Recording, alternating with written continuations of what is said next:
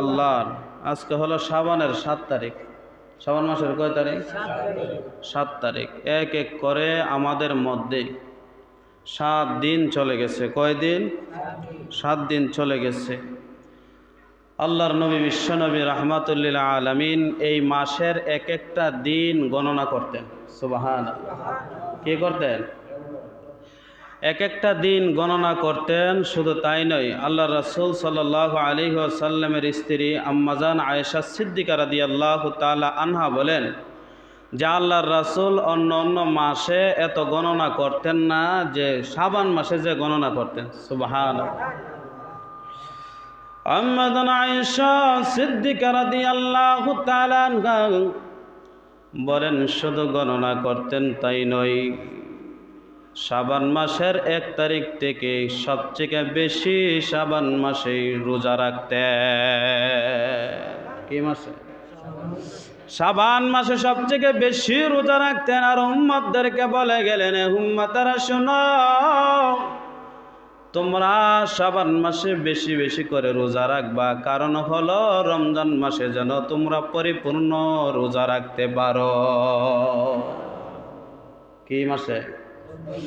শাবান মাসে যদি রোজা রাখে এটা অভ্যস্ত হয়ে যাবে। অভ্যস্ত হওয়ার পরে রমজান মাসে সুন্দর করে ভালোভাবে ইবাদত করতে পারবে, কোনো অলসতা আসবে না। তার কারণে আগের মাস থেকে তোমরা প্রস্তুতি গ্রহণ করো। আল্লাহর নবীর স্ত্রী আম্মাজান আয়েশা সিদ্দিকা রাদিয়াল্লাহু তাআলা আনহা বলেন, শাবান মাসে এমনভাবে রোজা রাখতেন যেন, আর প্রতি মাসের আল্লাহর রাসূল প্রতি মাসের বেজুর 3টা রোজা রাখতেন। কয়টা? সবাই খেয়াল করবেন, বেজুর 3টা রোজা রাখতেন। 13, 12, 13, 14, 15, 12 থেকে শুরু করিয়া 13, 14, 15 এই 3টা বেজুর রোজা রাখতেন। প্রতি মাসের আরবি মাসের রোজা রাখতেন। আম্মাজান আয়েশা সিদ্দিকা রাদিয়াল্লাহু তাআলা আনহা বলেন, ওই রোজা আমার নবী কখনো ছাড়েন না। রোজা কি কোনদিন ছাড়েন নাই রোজা। মৃত্যুর আগ পর্যন্ত আল্লাহর নবী প্রতি আরবি মাসের বেজুর 3টা রোজা রাখতেন। এখন আবার আরেকটা রাত আসতেছে, ওইটার নাম হলো শবে বরাত। কে বরাত? শবে বরাত অর্থ হলো, শবে বরাত পারসি ভাষা হলো শবে, ফার্সি ভাষা, বরাত হতো আর আরবি ভাষা। সব অর্থ হলো রাত্রি, আর বরাত অর্থ ভাগ্য। ওই রাত্রিটাকে ফার্সি ভাষায় ভাগ্য রজনী বলে। আসল কথা হলো এটা ভাগ্য রজনী নয়। একটা রাত্রি আছে পৃথিবীর ভিতরে, পুরা বছরের ভিতর, ওই রাত্রিটা হলো লাইলাতুল কদর। কি কদর? লাইলাতুল কদরের রাত্রি আছে। ওই রাত্রি ছাড়া অন্য কোন রাত্রি ভাগ্য রজনী হতে পারে না। তারপরেও এই রাত্রির ফজিলত আছে, শবে বরাতের রাত্রের ফজিলত আছে।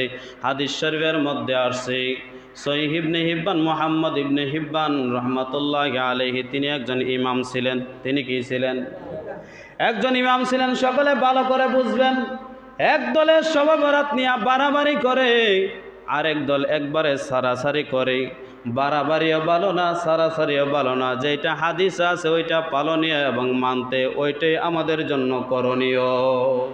এটা আমাদের জন্য কি করণীয়? একদল আছে সুন্নি, গরম সুন্নি। কি সুন্নি? গরম সুন্নি।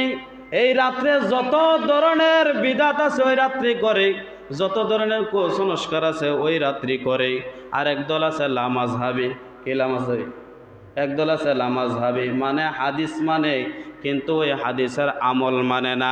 তারা ওই রাত্রির যত ফজিলত আছে সবগুলা ভুল বলে, সবগুলা একটাও সঠিক না বলে।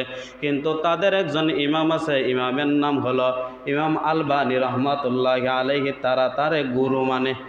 তারা কি মানে? বড় মানে, উস্তাদ মানে, বড় আলেম তারা স্বীকার করে। তাদের দরের আলেম বলেছেন, ইমাম আলবানী রহমাতুল্লাহি আলাইহি বলেছেন, ওই রাত্রের ফজিলতপূর্ণ রাত, ওই রাত্রির বিরুদ্ধে যে বলবে তার ঈমান থাকবে না। কারণ হলো সে হাদিস অস্বীকার করল। কি অস্বীকার করল? হাদিস অস্বীকার করল। হাদিস যারা সহিহ হাদিস যারা অস্বীকার করে তাদের ঈমান থাকতে পারে না।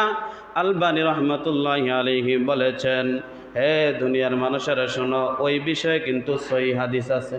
কি হাদিস? সহিহ ইবনে হিব্বান কিতাবের নাম। সবাই বলেন কি কিতাব? সহিহ ইবনে হিব্বান কিতাবের নাম, হাদিস নাম্বার হলো 5665 নাম্বার হাদিসের মধ্যে আনছেন। ওই হাদিসটা হলো আন মুআজ ইবনে জাবাল রাদিয়াল্লাহু তাআলা আনহু আন্নান নবী সাল্লাল্লাহু আলাইহি ওয়াসাল্লাম قال إن الله تعالى في ليلة النصف من شعبان فيغفر لجميع خلقه إلا لمشرك أو مشاج। আল্লাহর নবীর একজন অতি কাছের একজন সাহাবী মুআজ ইবনে জাবাল রাদিয়াল্লাহু তাআলা আনহু থেকে বর্ণনা করেন, 14 তারিখ শাবানের 14 তারিখ দিবাগত রাত, কি রাত? দিবাগত রাত্রি আল্লাহ রাসূল সাল্লাল্লাহু আলাইহি ওয়াসাল্লাম বলেছেন, ওই রাত্রি আমার আল্লাহ তাআলা বান্দাদেরকে বলেন, হে বান্দারা তোমরা শুনিয়া নাও, আমি আল্লাহ ওই রাত্রি 14 তারিখ দিবাগত রাত্রি আমি ওই দুনিয়ার দিকে আমি রহমতের দৃষ্টিতে তাকাই। কিসের দৃষ্টিতে? রহমতের দৃষ্টিতে তাকাই। আমি আল্লাহ 2 শ্রেণী ব্যক্তি ছাড়া সকলকে মাফ করে দেই। কয় শ্রেণী ব্যক্তি ছাড়া? 2 শ্রেণী ব্যক্তি ছাড়া। ইল্লা আলি মুশরিকিন, 1 নম্বর হলো মুশরিকদেরকে আমি মাফ করি না। কি মাফ করে না? মুশরিক হলো ওই ব্যক্তি যারা ঈমান আনে নাই, দেবদেবীর পূজা করে, বিভিন্ন ধরনের আসমানের পূজা করে, সূর্যের পূজা করে, চন্দ্রের পূজা করে, পাথরের পূজা করে, পাহাড়ের পূজা করে, ওই তারা হলো মুশরিক। ওই মুশরিকদেরকে আল্লাহ ক্ষমা করেন না। 2 নম্বর হলো আল্লাহ সুবহানাহু ওয়া তাআলা নবীরে জানায় দিলেন, হে নবী আপনি শুনেন, 2 নম্বর হলো যারা হিংসা যাদের ভিতরে আছে তাদেরকে ক্ষমা করে না। কি করে না? হিংসা মনে মানুষের ভিতরে নাই, অহংকার মনে নাই। অহংকার আছে, তুই সুন্দর না, আমি তো বড় সুন্দর। বলেন তো বানানোর মালিক কে? আল্লাহ। তাহলে এটা নিয়ে হিংসা করার কোনো কিছু নাই, অহংকার করার কিছু নাই, একমাত্র সব কিছু বানানেওয়ালা আল্লাহ। বানানেওয়ালা কে? মুআজ ইবনে জাবাল বলেন, 2 শ্রেণীর ব্যক্তি, 1 নম্বর হলো মুশরিক, 2 নম্বর হলো যারা বিদ্বেষকারী, যারা অহংকার, যারা দাম্ভিকতা নিয়ে চলাফেরা করবে তাদেরকে ওই রাত্রি মাফ করবে না। 2 নম্বর হাদিস হযরত আলী ইবনে হারিস রাদিয়াল্লাহু তাআলা আনহু বলেন, শুআবুল ঈমান কিতাবের নাম 3538 নম্বর হাদিস, 35 নম্বর হাদিসের মধ্যে আসছে। ওই হাদিসের বর্ণনাকারী হযরত আলী ইবনে হারিস এবং হযরত আয়েশা সিদ্দিকা রাদিয়াল্লাহু তাআলা আনহু বলেন, একদিন আমার সাথে আমার নবী শুয়ে রইছেন, এমন সময় হঠাৎ করে ঘুম লেগে গেল। ঘুম থেকে উঠিয়া দেখি আমার নবী আর বিছানার মধ্যে নাই। আমি চিন্তা করলাম নবী কোথায় গেল। দেখলাম একটি রুমের মধ্যে গিয়া নবীজি লম্বা করে সেজদা দিলেন। আম্মা জান আয়েশা বলেন, আমি অনেকক্ষণ ধরে অপেক্ষা করতেছি, মাথাটা সেজদার থেকে তুলে নাই, কিন্তু আমি মনে করছি নবী মনে হয় দুনিয়ার মধ্যে নাই। নবী কি দুনিয়ার মধ্যে নাই, ইন্তিকাল করছেন। আমার আশঙ্কা হইল, আমি একটা ছোট্ট করে বৃদ্ধ আঙ্গুলের মধ্যে চিমটি কাটলাম, কাটিয়া দেখলাম না পাওটা নাড়াইতেছে, তাহলে বোঝা গেল সেজদা দিছেন। তাইলে বোঝা গেল কি দুনিয়াতে আছেন, সেজদা দিছেন। আমার নবী সেজদার থেকে মাথা উঠাইয়া সুন্দর করিয়া নামাজটা শেষ করে আয়েশাকে জিজ্ঞাসা করতেছে, ও আয়েশা তুমি শুনিয়া নাও, আমি কি তোমার প্রতি কোনো ধরনের অন্যায় করেছি? তোমার প্রতি কি কোনো অবিচার করেছি? আয়েশা বললেন, নবী গো আপনি কোনো অবিচার করেন নাই, অন্যায় করেন নাই। কারণ হলো আমি আপনি যেভাবে সেজদা দিয়েছেন অনেকক্ষণ হইয়া গেছে, কারণ এত বড় সেজদা আর কোনো দিন দেন নাই। তার কারণে আপনার পায়ের মধ্যে সিমটি দিয়া দেখলাম, আমি মনে করেছিলাম আপনি মনে হওয়ার দুনিয়ার জমিনে নাই, তার জন্য আপনার পায়ের মধ্যে সিমটি কাটলাম। দেখলাম না আপনার পা নড়ে উঠলো, আমি আশঙ্কাজনক হয়ে গেলাম, তার কারণে আমি আপনার পায়ে সিমটি দিলাম, মনে করেছি আপনি দুনিয়াতে আছেন। দুনিয়াতে কি আছেন যখন নারা দিয়েছেন বলেছি। হযরত আয়েশা সিদ্দিকা রাদিয়াল্লাহু তাআলা আনহুকে উদ্দেশ্য করে বলেন, ও আয়েশা আজকে জানোনি কিসের রাত? কারে কইতেছে? আয়েশাকে জিজ্ঞাসা করতেছে, ও আয়েশা জানোনি আজকে কিসের রাত? আল্লাহ রাসূলকে জানিয়ে দিলেন, আয়েশা আল্লাহ রাসূল, আল্লাহ এবং তার রাসূল ভালো জানে। কে ভালো জানে? আল্লাহ এবং আল্লাহ রাসূল ভালো জানেন। আল্লাহ রাসূল বলতেছে, আয়েশা ওই রাতটি হলো শাবানের 14 তারিখ দিবাগত রাত। সুবহানাল্লাহ। এই রাতটা হলো শবে বরাত। এই রাতটা কি? শবে বরাত। ওই রাত্রে আয়েশাকে বলতেছে, আয়েশা তুমি শুনিয়া নাও, আমার আল্লাহ ওই রাত্রে একটি গোত্র আছে, ওই গোত্র বেশি করে ছাগল পালন করত, দুম্বা পালন করত। ওই ছাগল আর দুম্বার পশম পরিমাণ আজকে রাত্রে উম্মতকে মাফ করে দেওয়া হবে। কি করে দিবে? মাফ করে দিবে যারা সারা রাত্র জাগ্রত হইয়া। তারপরে আরেকটি হাদিস, 3 নম্বর হাদিসের মধ্যে আসছে, হযরত আয়েশা সিদ্দিকা রাদিয়াল্লাহু তাআলা আনহা বলেন যে ওই রাত্রিটা অনেক অনেক ইবাদত করে কাটাইয়া দাও। আরেকটি হাদিসের মধ্যে 4 নম্বর হাদিসের মধ্যে আসছে, হযরত আলী রাদিয়াল্লাহু তাআলা আনহু থেকে বর্ণিত, আল্লাহ রাসূল সাল্লাল্লাহু আলাইহি ওয়াসাল্লাম বলেছেন, ইবনে মাজাহ হাদিস নাম্বার হলো 1388 নম্বর হাদিস, আলী রাদিয়াল্লাহু তাআলা আনহুকে আল্লাহ রাসূল বলতেছে, আলী ওই রাত্রে সারা রাত্রি ইবাদতের মধ্যে কাটাইয়া দিবা আর দিনের বেলা রোজা রাখবা। দিনের বেলা কি? সারা রাত্রি ইবাদতের মধ্যে কাটাইয়া দিবা। ওই রাত্রি ইবাদত করলে আমার আল্লাহ ক্ষমা ঘোষণা করে দিবেন। শুধু তাই নয়, আলী তুমি শুনিয়া নাও, ওই রাত্রে ইবাদত করো, দিনের বেলা রোজা রাখিও। দিনের বেলা কি? দিনের বেলা রোজা রাখিও। কারণ হলো সূর্য যখন অস্ত যাবে ওই রাত্রে আমার আল্লাহ নিম্নের আসমানে আইসা বান্দাদেরকে ডাকতে থাকবে। বান্দাদেরকে 4টা জিনিস দিয়া ডাকবে। 1 নম্বর হলো বান্দাদেরকে ডাক দিয়া বলবেন, ও বান্দারা শুনিয়া নাও, তোমার কি প্রয়োজন আমি আল্লাহর কাছে বলো। 2 নম্বর হলো কেউ আসনি রুগ্ন, কেউ সারা জীবন শুধু রোগ আর রোগ, অসুস্থ আর অসুস্থতায় অবস্থায় আছে, এরকম নাই মনে হয়? 10 বছর 12 বছর হয়ে গেছে রোগ। আমার আল্লাহ বলেন, হে নবী আপনি তাদেরকে জানাইয়া দেন তারা যেন ওই রাত্রে ইবাদত করিয়া আমি আল্লাহর কাছে রোগ মুক্ত প্রার্থনা করে আমি আল্লাহ তাদেরকে আরোগ্য দান করে দিব। 3 নম্বর হলো আল্লাহ বলেন, হে নবী তাদেরকে জানাইয়া দেন ওই রাত্রে যেন যারা রিজিকের মধ্যে অভাব উঠন হয়েছে, যারা অবলুটনের মধ্যে পড়ে আছে, তারা যেন আমি আল্লাহর কাছে চাই আমি আল্লাহ রিজিক বৃদ্ধি করে দেব। শুধু তাই নয়, 4 নম্বর হলো যারা বেশি বেশি দোয়া করে কিন্তু দোয়া কবুল হয় নাই, আল্লাহর নবীকে জানায় দিলেন, হে নবী আপনার উম্মতদেরকে জানায় দেন আজকে রাত্রে যেন দোয়া করে বেশি বেশি আপনি নবীর উপরে দরুদ পড়িয়া যদি কোনো বান্দা দোয়া করতে পারে আমি আল্লাহ ওই রাত্রি তার দোয়া কবুল করে নিব। দরকার আছে না নাই? আল্লাহ বলেন বান্দাদের প্রয়োজনীয় যত জিনিস আছে, যত কাজ আছে, সবগুলা নিয়ে আমি নাম ধরে ধরে ডাকতে থাকি। কারণ হলো আমার বান্দা যদি আমার কাছে চায় আজকে রাত্রে আমি আল্লাহ মাফ করে দিব। কি করবেন? মাফ করে দিবেন। হাদিস থেকে বলতেছি, আল্লাহ রাসূল সাল্লাল্লাহু আলাইহি ওয়াসাল্লাম জানিয়ে দিলেন, হযরত আলী রাদিয়াল্লাহু তাআলা আনহু শুধু তাই নয়, আম্মা জান আয়েশা সিদ্দিকা রাদিয়াল্লাহু তাআলা আনহু আরেকটি হাদিসের মধ্যে বর্ণনা করেন, একদিন আল্লাহর রাসূল আমার সঙ্গে ঘুমিয়ে রয়েছেন। আমার স্বামী যখন ঘুমিয়ে রয়েছেন তখন দেখলাম হঠাৎ করে আল্লাহর রাসূল আর আমার সঙ্গে নাই। আমি মনে করলাম অন্য অন্য বিবিদের ঘরে মনে হয় চলে গেছে। আমি কোনো ঘরে যাই নাই। আল্লাহর রাসূল যে রাস্তা দিয়া যাইতেন ওই রাস্তা মিশকে আম্বর দ্বারা ভরপুর হয়ে যাইত।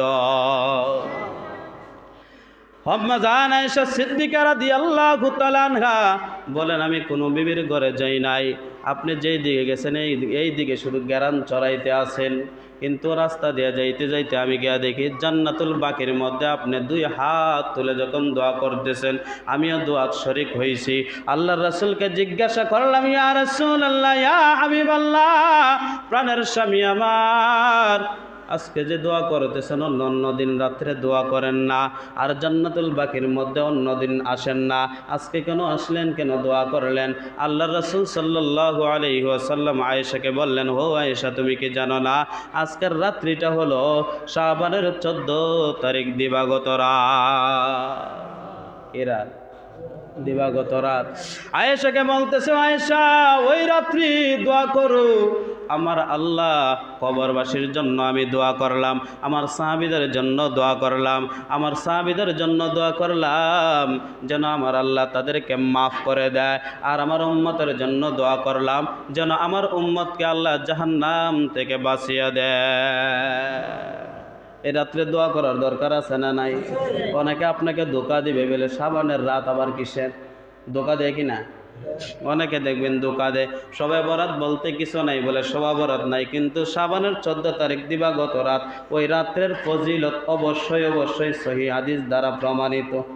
কি বলছেন? সহিহ হাদিস দ্বারা প্রমাণিত। যারা মানে না তারা বুঝতে হবে তাদের মধ্যে ভেজাল আছে, তাদের মধ্যে কি হাদিস চোখে পড়ে নাই। কারণ হলো হাদিস পড়ে নাই, কিন্তু তারা কিন্তু নামে কিন্তু হাদিসওয়ালা, নামে কি হাদিসওয়ালা, কিন্তু তাদের চোখে হাদিস ওই হাদিস পড়ে না।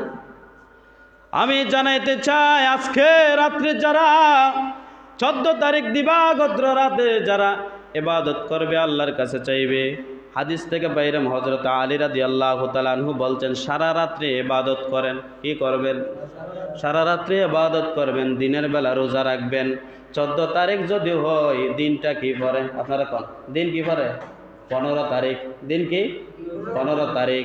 তা 15 তারিখ বললে সবাই গণেন 14, 13, 14, 15 রোজা রাখা সুন্নত। রোজা রাখা কি সুন্নত। রাসূল সারা জীবন রাখছেন কয়টা রোজা? আরবি মাসের বেজুর 13, 14, 15 রোজা রাখছেন। রাখছেন যে আমরা যদি নিয়ত করি দুইটা, কয়টা? আল্লাহ সবরাত, ওই যে হাদিসের অনুযায়ী আল্লাহ হযরত আলী রাদিয়াল্লাহু তাআলা আনহু রাসূল বলেছেন যে 15 তারিখ রোজা রাখবা, তাইলে এই রোজাটাও রাখলাম, আবার রাসূল যেন বেজুর রোজা রাখতেন এই রোজাটাও রাখতাম। নিয়ত কয়টা? নিয়ত একটা, কিন্তু আমল কয়টা? দুইটা। তো এই দুইটা নিয়ত করবো তো ইনশাআল্লাহ। এই রোজাগুলো রাখবেন, অনেক লাভ হবে। কয়টা রোজা? 3টা। কয়টা? 3টা। 3টা রোজা রাখলে লাস্টের যে রোজাটা আছে ওই রোজাটার মধ্যে 2টা সওয়াব। কয়টা? একটা হলো শবে বরাতের যে রোজাটা, আর একটা হলো কিসের রোজা? ওই যে রাসূলের সুন্নত বেজুর রোজাটা রাখতেন। তা রাখার দরকার আছে না নাই? সবাই রাখবেন ইনশাআল্লাহ। যদি রাখেন আল্লাহ পাক রব্বুল আলামিন বান্দাদেরকে এই রাত্রে আল্লাহ মাফ করে দিবেন। সুবহানাল্লাহ। শুধু তাই নয়, আল্লাহ রাসূল সাল্লাল্লাহু আলাইহি ওয়াসাল্লাম জানায়া দিলেন, ও সাহাবীরা তোমরা শুনিয়া নাও, এই রাত্রি হলো লাইলাতুন নিসফি মিন শাবান। কিছু সংখ্যক মানুষ আছে মা বাবার সাথে বেয়াদবি করে, নাই মনে আপনার এলাকাতে কি করে? মা বাবার সঙ্গে বেয়াদবি করে, আচরণ ভালো করে না। আল্লাহ বলেন এই রাত্রে তাদেরকে মাফ করা হবে না। তাদেরকে কি মাফ করা হবে না? কারণ হলো মা বাবার সাথে বেয়াদবি করা, আল্লাহর সাথে বেয়াদবি করার পরেই হলো মা বাবার সঙ্গে বেয়াদবি করার গুনাহ হয়। সবথেকে বড় কবিরা গুনাহ। সবথেকে বড় কি কবিরা গুনাহ হলো মা বাবার সঙ্গে বেয়াদবি করা। 3 নম্বর হলো এই রাত্রে তাদের দোয়া কবুল হবে না যারা আপনার আত্মীয়তা সম্পর্ক ছিন্ন করে। আত্মীয়তা সম্পর্ক বোঝেন না? ভাইয়ে ভাইয়ে ঝগড়া করে কতর লোক আর কোনো সম্পর্ক নাই, এরকম নাই মনে আপনার এলাকায়? অন্য অন্য এলাকাতে আছে, হাদিস থেকে বলতেছি। তো দেখবেন অনেক মানুষ আছে চাচাবাতি জামাইল লেগে কয় যে তুই আমার বাতি জানা, তোর সঙ্গে আর কোনো সম্পর্ক নাই। এরকম আছে না নাই? বোনের সাথে সম্পর্ক, সম্পদ লেয়া লাগছে, লাগার পরে বলতে যদি সম্পদ নেই কিন্তু আমার বাড়ি তারাইতে পারবি না। এরকম আছে না? সম্পদ দেওয়ার কারণে সম্পর্ক ছিন্ন করা হয়েছে। আল্লাহর রাসূল বলেন ওই সম্পর্ক ছিন্নকারীর দোয়া আজকে কবুল হবে না। 3 নম্বর। 4 নম্বর হলো যারা টাকনুর নিচে কাপড় ভরে। এরকম নাই মনে? টাকনুর নিচে কাপড় ভরে। এত আলোচনা শোনার পরেও যে মানুষ হুঁশিয়ার হয় না, ওই মানুষ নিজের ভিতরে যে নফস আছে, নিজের ভিতরে যে শয়তান আছে, নিজের ভিতরে যে মূর্তি আছে, ওই মূর্তির পূজা করতেছে। এই মূর্তির কি পূজা করতেছে? কারণ হলো নিজের ইচ্ছা মনে যেটা চাইলেই করে। এরকম নাই? দেখবেন অনেক মানুষের শরম লজ্জা একবারে নাই। যার শরম লজ্জা নাই হে যেটা মনে চাইলেই করতে পারে। বুঝেন না কথা? যার লজ্জা শরম নাই, যেটা মনে চা এইটাই করতে পারে। কারণ হলো আমার লজ্জা এটাতে আমি আর মানুষকে সম্মান দিব কিতা, আর ইজ্জত করম কিতা। ওয়াল হায়াউ শুবাতুম মিনাল ঈমান। হায়া লজ্জা হলো ইমানের অঙ্গ। হায়া লজ্জা ইমানের অঙ্গ। যার লজ্জা শরম হায়া নাই তার ইমানের অঙ্গ নাই। অনেকে আছে এরকম, হায়া লজ্জা বলতে কিছুই নেই, মনে যেটা চা এইটাই করে। তাহলে এগুলা করা যাবে? এগুলা করবেন না ইনশাআল্লাহ। 5 নম্বর হলো যারা বেশিরভাগ মানুষের সাথে খারাপ আচরণ করে, মানুষের সম্পদ অন্যায়ভাবে জোর জুলুম কইরা নিয়ে যায়। এরকম নাই?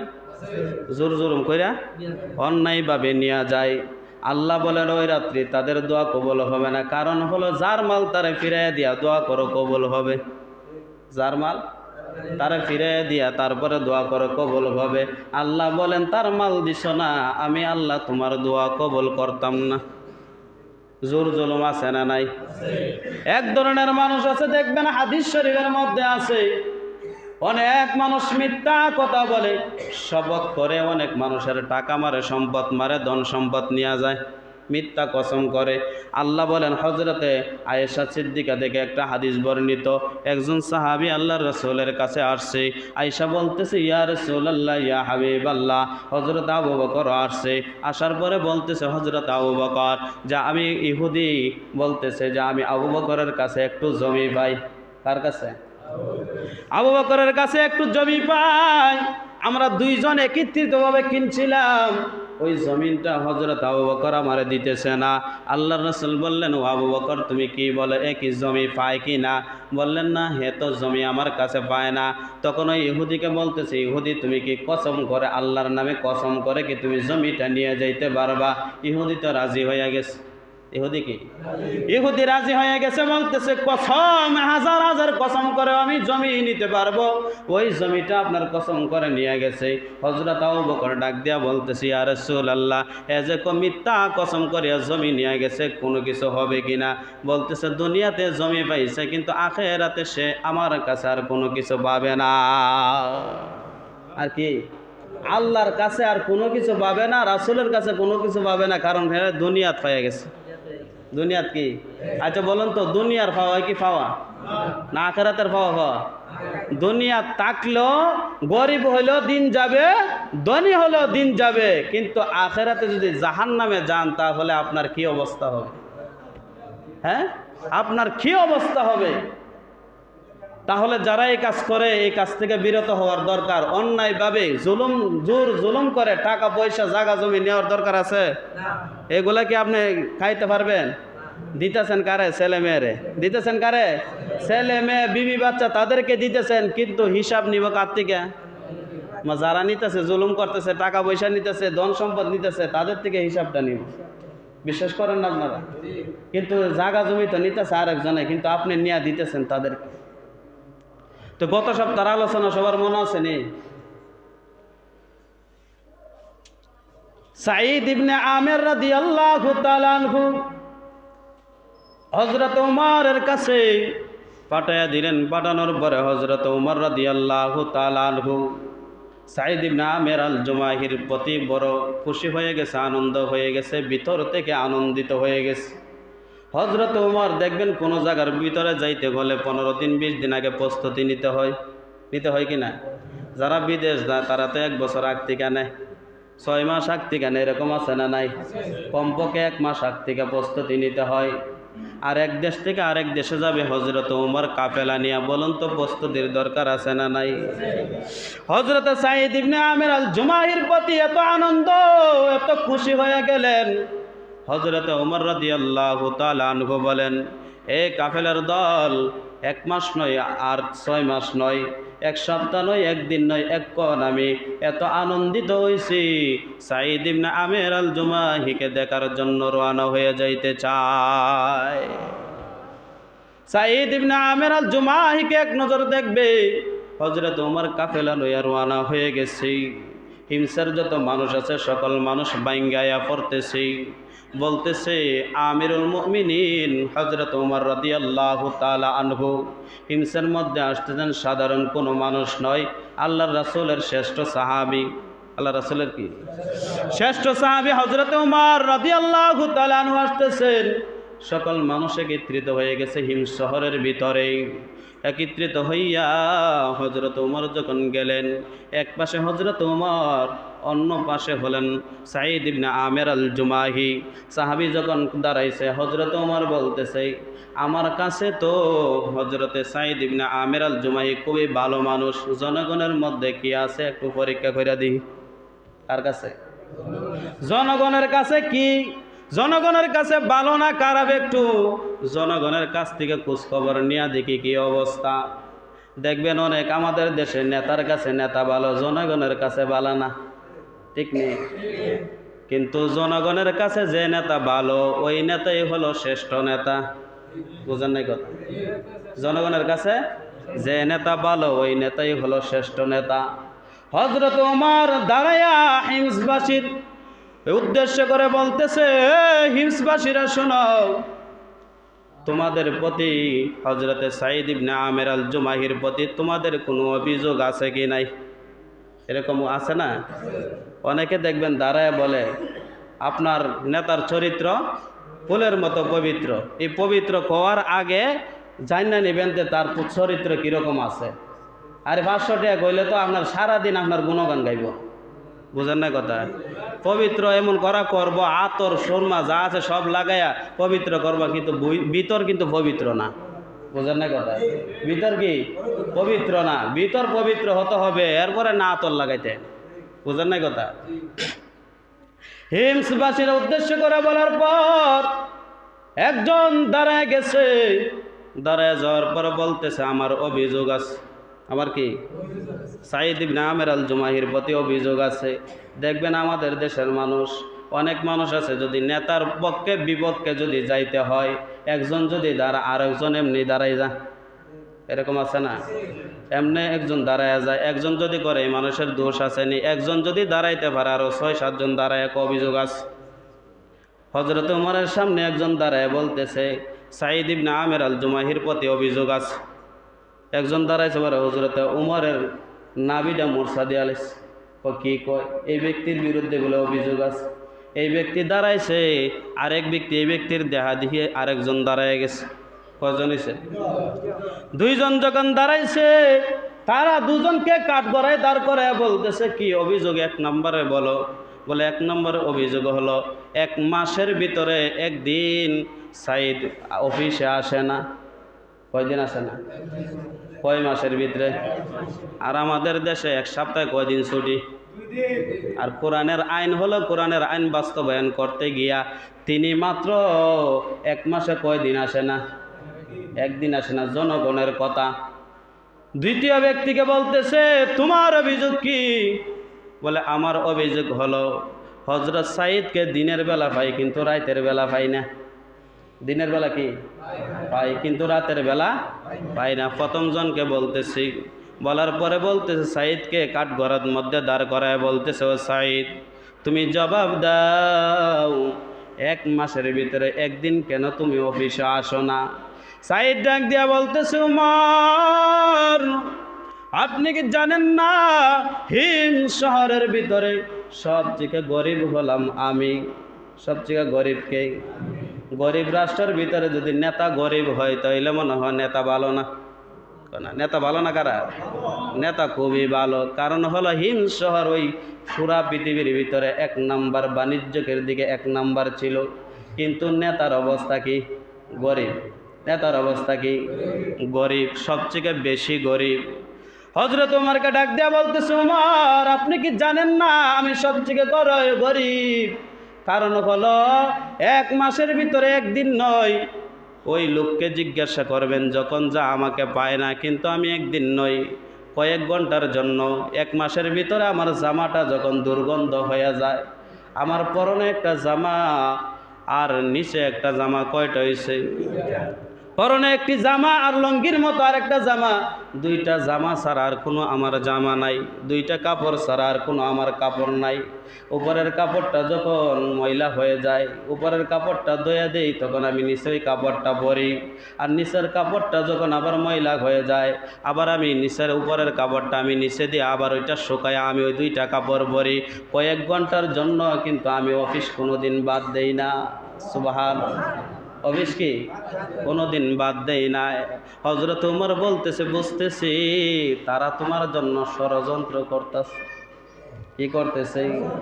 ষড়যন্ত্র করতেছে। এটার নাম অভিযোগ নয়। দ্বিতীয় ব্যক্তিকে বলতেছে ও ভাই তুমি বলো সাঈদের বিরুদ্ধে তোমার অভিযোগ কি? বলে অভিযোগ হলো রাতের বেলা, দিনের বেলা পাই, রাতের বেলা পাই না। বলুন তো জনগণ কত খারাপ হয়। দিনের বেলা পায়, তারপরে রাতের বেলা পাইতে চায়।